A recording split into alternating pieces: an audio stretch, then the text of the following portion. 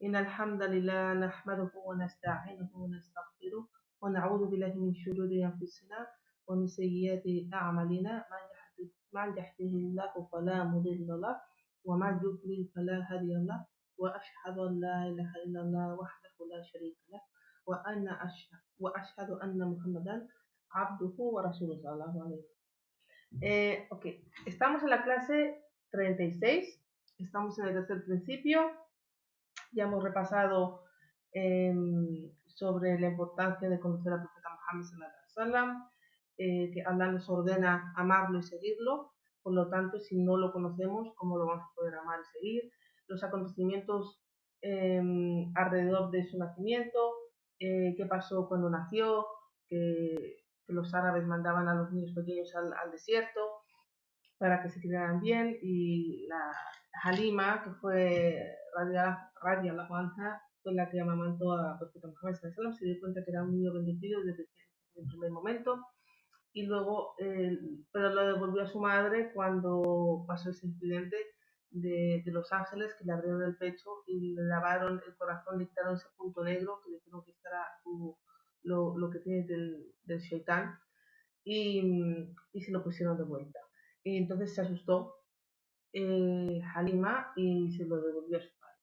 Entonces la madre del profeta, sallallahu alaihi wasallam, que se llamaba Amina, esperaba que su hijo fuese especial, porque ella tuvo una ruya, un sueño cuando estaba embarazada. Soñó que cuando estaba embarazada, soñó de que desde su vientre salía una luz, y esa luz llegaba hasta Shams, hasta la zona de Palestina, Siria. Entonces ella sentía que su hijo iba a ser alguien especial. Entonces a Halima le devolvió a Muhammad, a Amina, y entonces Amina cogió a su niño y se fueron a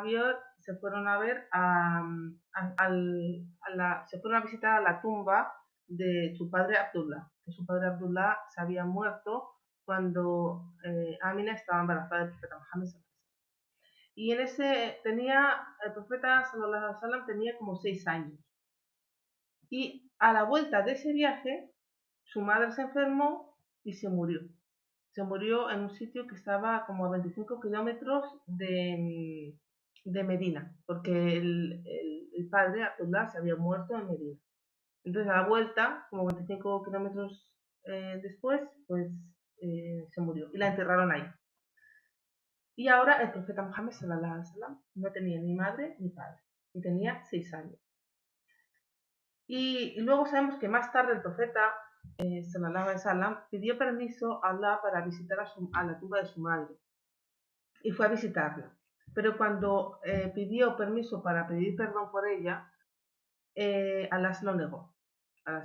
Su madre se murió como kafir, y su padre también. De aquí extraemos la regla de que podemos suplicar por los kufar cuando estén vivos. Suplicamos que Allah los guíe mientras que estén vivos, pero una vez que se muere no está permitido.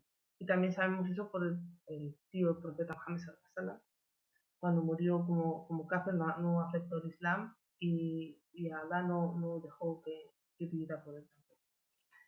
Entonces, el profeta sallallahu alaihi wasallam, él lloró por su madre, y todos los sahaba que estaban alrededor de él lloraron también al verle.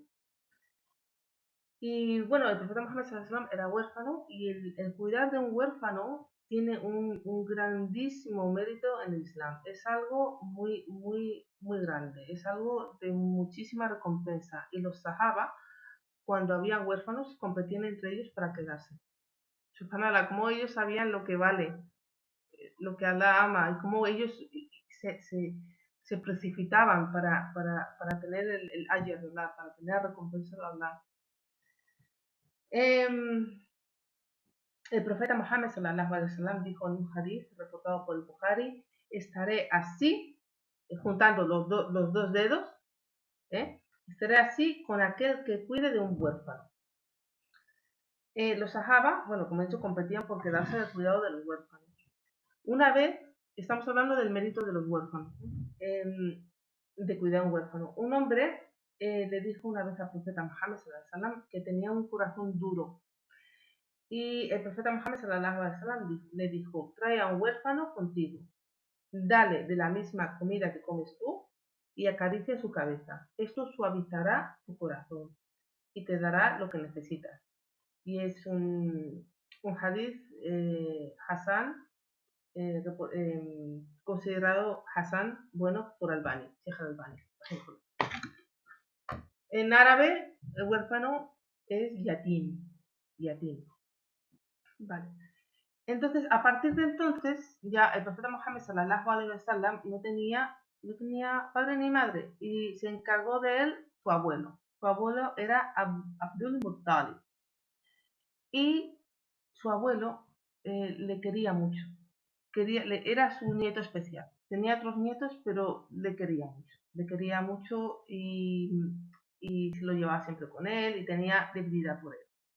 Y el abuelo nunca había sentido esa debilidad por otro nieto. De hecho, Abdul Muttalib, había un incidente, o sea, un detalle de que Abdul Muttalib era muy respetado en su tribu, los Quraysh, y tenía como una alfombra donde se sentaba enfrente de la Meca, de la Kaaba, perdón. Y nadie se atrevía a sentarse en esa alfombra. Pero el único que se sentaba era el profeta Muhammad sallallahu alaihi wasallam, que tenía como 8 años, y cuando le decían, pero no te sientes ahí, el abuelo le decía, dejarlo, que va a ser alguien de mérito, alguien importante. Y es decir, su abuelo estaba encantado con Muhammad sallallahu alaihi wasallam, de cómo era, cómo se comportaba, cómo hablaba, sus modales. Y bueno, después de 2 años, el abuelo murió. Y el profeta Muhammad sallallahu alaihi wasallam tenía 8 años cuando murió. Abdul Muttalib tenía 10 hijos de mujeres diferentes. Y la madre del padre del profeta Muhammad sallallahu alaihi wasallam, o sea, su abuela paterna, se llamaba Fátima. Y tuvo a Abdullah, que era el padre del profeta Muhammad sallallahu alaihi wasallam, y Abdul Muttalib, que era su tío. Y el Abdul Muttalib se encargó del profeta Muhammad sallallahu alaihi wasallam cuando el abuelo se murió, cuando su padre se murió. Y también le quería mucho. Y Abdul Muttalib no era rico, pero era muy respetado. Y tenía muchos hijos. Pero no dormía al lado de ningún niño, de uno de sus hijos, excepto al lado del profeta Muhammad sallallahu alaihi wasallam. Y siempre que salía, se lo llevaba con él. Y el profeta tenía 8 años. Y como necesitaba dinero, el profeta comenzó a trabajar como pastor. Y hay un reporte, un hadith en Sahih Bukhari que dice: Allah no mandó a ningún profeta sin que se encargara de las ovejas. Y los compañeros del profeta sallallahu alaihi wasallam le preguntaron: ¿y tú también? Y dijo al profeta Muhammad sallallahu alaihi wasallam, y dijo: sí, yo fui pastor con un sueldo modesto para la gente de Meca. Es decir, que Allah hizo que todos los profetas fueran pastores. ¿Y esto por qué? Hay una hikmah. Decía la profesora, dice, la gente se influencia por su ambiente. Donde estés, el ambiente donde estés va a tener una influencia sobre ti, ¿no? Entonces, la gente que cabalga caballos, por ejemplo, que se encarga de los caballos, eran como altivos. Su trabajo les hacía como que su ego subiese. Y eran como un poco altivos, arrogantes. Tenían esa tendencia a ser arrogantes. Pero los pastores encuentras que son más humildes, más pacientes, más misericordiosos. Y es de la hikmah de Allah y de su sabiduría de que todos los profetas fuesen pastores. Porque ese ambiente es propicio para que la persona se vuelva paciente, más humilde, no como los que montan caballos. Luego pasamos, a cuando se casó con Khadija bint Khuwaylid, Khadija bint Khuwaylid radiallahu anha. Ella era una de las mejores mujeres de Meca. Era viuda, era muy guapa, era muy rica y muy inteligente. Era una gran mujer. Y ella pues tenía riqueza, tenía bienes y lo que hacía era mandaba a gente, mandaba a hombres a que comerciaran para ella. Entonces los contrataba y ellos iban y hacían pues los negocios y tal y volvían y era así como ella se ganaba la vida. Entonces, una vez Khadija, radiallahu anha, escuchó sobre el profeta Muhammad sallallahu alaihi wasallam y se aseguró de lo que hablaban bien del profeta Muhammad sallallahu alaihi wasallam y entonces ella se fue a asegurar de que era verdad, de que el profeta Muhammad sallallahu alaihi wasallam era como la gente decía. Y le ofreció a Muhammad sallallahu alaihi wasallam que fuera al Shams, a que fuera en uno de esos viajes para negocios, para que trabajara para él. Entonces él aceptó y se fue al Shams, que es Siria, y a trabajar para ella. Entonces, en ese viaje, uno de los trabajadores de Jadilla, de la Hanza, se percató de cosas, se dio cuenta de que el profeta Mohammed sallam era muy especial, que tenía unas características que no había visto en nadie, que era de fiar, que era honesto, valiente, todas las características que tenía y que él no había visto a alguien así antes. Entonces, cuando volvieron, se lo contó a Jadilla y Jadilla decidió proponerle matrimonio. Entonces, la Ustad me decía, fijaros qué inteligente que era, porque el profeta Muhammad sallam no tenía dinero, pero ella se casó por cómo era él. Y cuando le ofrecieron, él mandó a alguien y le dijeron, Jadilla te está ofreciendo matrimonio al profeta Muhammad sallam, y él respondió, pero si no tengo dinero, ¿va a aceptar a casarse conmigo? Y sí, y se aceptó casarse con él. Y se casaron. Y ella tenía 40 años y él 25.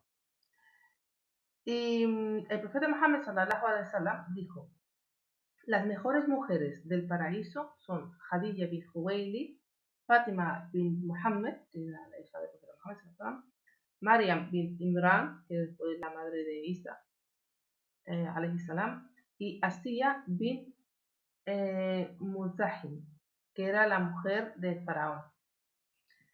Esto está reportado por Ahmed,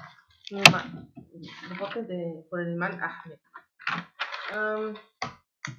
Y luego dijo, y la mejor de ellas es Jadilla. Y esto quiere decir que eran las mejores mujeres tanto en la tierra como en el Jannah.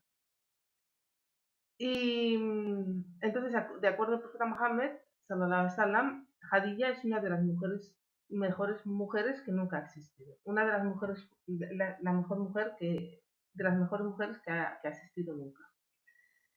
Pero también tenemos el hadith del profeta que dijo, sallallahu alaihi wasallam, que ciertamente la virtud de Aisha, radiallahu anha, sobre el resto de las mujeres es como de la virtud de un guiso fino, una comida exquisita, sobre el resto de las comidas.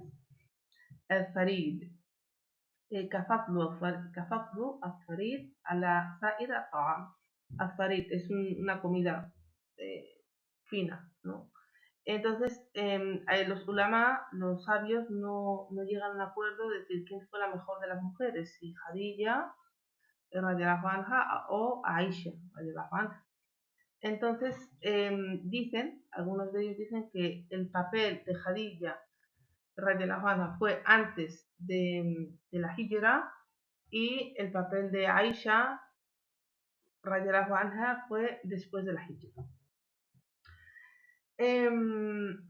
Aisha, radiallahu anha, fue la única mujer virgen que se casó con el profeta Muhammad sallallahu alaihi wasallam. Y Aisha dijo que nunca había sentido tantos celos de alguien como de una mujer como los tuvo de Jadilla, radiallahu anha, aún así nunca la había visto. Y el amor del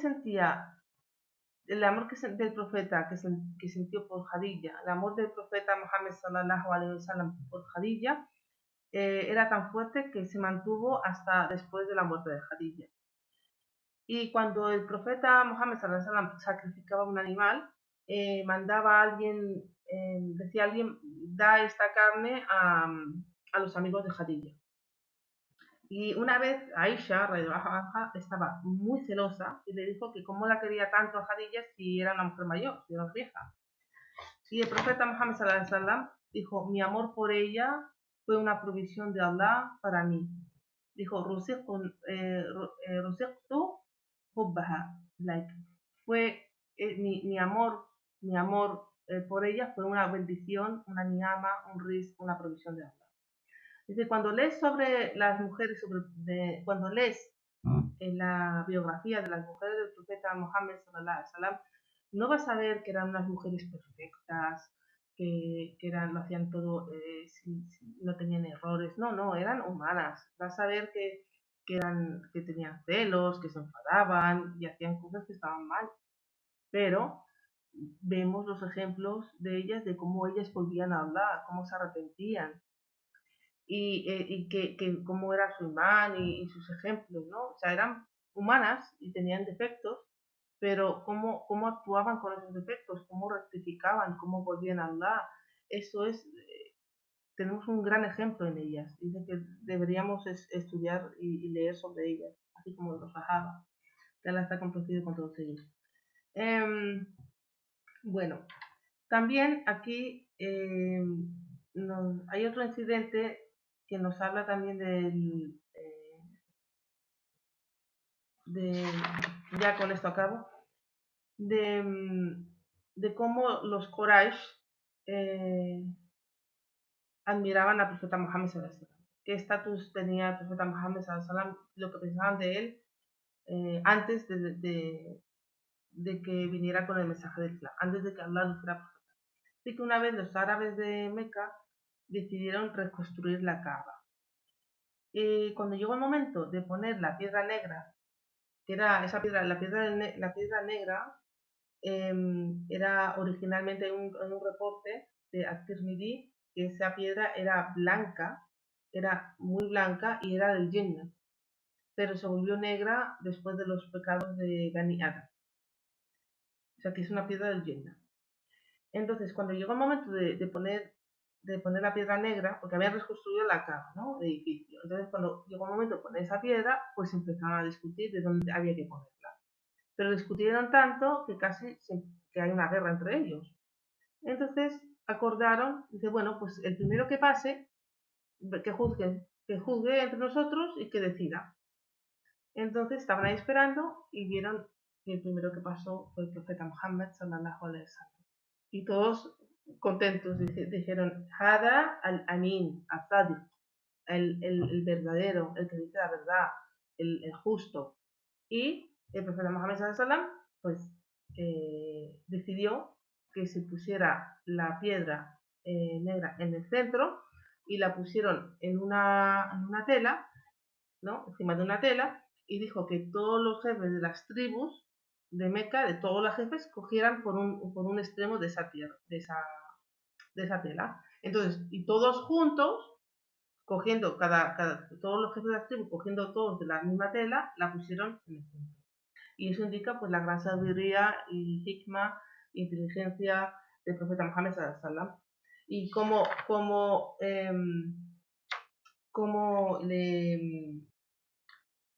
cómo le creían que era una persona que nunca había mentido, que le creían, que era muy respetado, que no dudaban de él, que contentos de que juzgara entre todas las tribus. Y luego, después del Islam, le llamaron mentiroso. Y luego hay un detalle que ellos cuando estaban reconstruyendo la Meca, la Kaaba, perdón, pues no tenían dinero suficiente para cubrir un tramo. Es el tramo, si tú ves la Meca, la Kaaba, perdón, hay una zona que está pegada, que es un semicírculo, que hay como un murito pequeño, y ahí es donde se reza. Esto se llama Hijr Ismail. Y no fue originariamente estaba la cava lo cubría todo, pero no tuvieron dinero para reconstruirlo. Entonces se quedó así hasta el día de hoy, simplemente pusieron el murito, pero el que rece dentro de ahí es como hubiera rezado dentro de la cava. Y nada, y con esto acabamos la clase de hoy. Subhanaka wa bihamdika, ashhadu an la ilaha illa anta, astaghfiruka wa atubu ilayk.